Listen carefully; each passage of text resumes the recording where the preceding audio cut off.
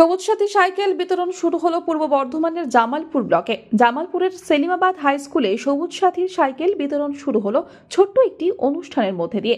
এই অনুষ্ঠানে উপস্থিত ছিলেন পঞ্চায়েত সমিতির সহ সভাপতি ভূতনাথ মালিক, জয়েন্ট ভিডিও অরিন্দম চন্দ্র, পূর্ত কর্মাধ্যক্ষ মেহমুদ খান, জামালপুর চক্রের এসআই অনিন্দিতা সাহা, বিদ্যালয়ের প্রধান শিক্ষক ভোলানাথ কর্মকার, বনবিবিতলা হাই স্কুলের প্রধান শিক্ষক শ্যামল কুমার রায়, IMW শুভাশিস বন্দ্যোপাধ্যায় সহ বিদ্যালয়ের শিক্ষক শিক্ষিকারা।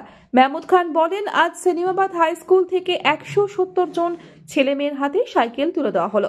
রাজ্য সরকারের মুখ্যমন্ত্রী মমতা বন্দ্যোপাধ্যায় যে সমস্ত পরিকল্পনাগুলো রাজ্যের মানুষের জন্য চালু করেছেন, তার মধ্যে অন্যতম একটি ছাত্রছাত্রীদের জন্য সবুজ সাথী প্রকল্প।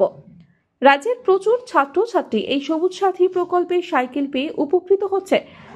তিনি ছাত্রছাত্রীদের উদ্দেশ্যে বলেন, রাজ্য সরকার বিভিন্নভাবে বিভিন্ন প্রকল্প এবং স্কলারশিপ প্রদানের মাধ্যমে ছাত্রছাত্রীদের পাশে থাকছেন। তাদেরও উচিত তাদের নিজেদের পড়াশোনাটা চালিয়ে যাওয়া। এর সঙ্গে তিনি ছাত্রীদের বাল্যবিবাহ নিয়ে সচেতন করেন। ভূতনাথ মালিক বলেন, সবুজ সাথী প্রকল্পে সরকার শুধু একটি সাইকেল ছাত্রছাত্রীদের হাতে তুলে দিচ্ছেন এমনটা নয়, এর পিছনে মুখ্যমন্ত্রীর বিশেষ চিন্তা ভাবনা রয়েছে। একদিকে যেমন সাইকেল নিয়ে ছাত্রছাত্রীদের স্কুলে আসতে সুবিধা হচ্ছে, তেমনি এরই প্রভাবে অনেক বিদ্যালয় স্কুল ছুট ছেলেমেয়ের সংখ্যা কমছে। আজকের পর থেকেই ব্লকের বিভিন্ন স্কুলে চলবে সবুজ সাথীর সাইকেল বিতরণ। জামালপুর থেকে রাজীব মণ্ডলের রিপোর্ট, আনন্দ বার্তা।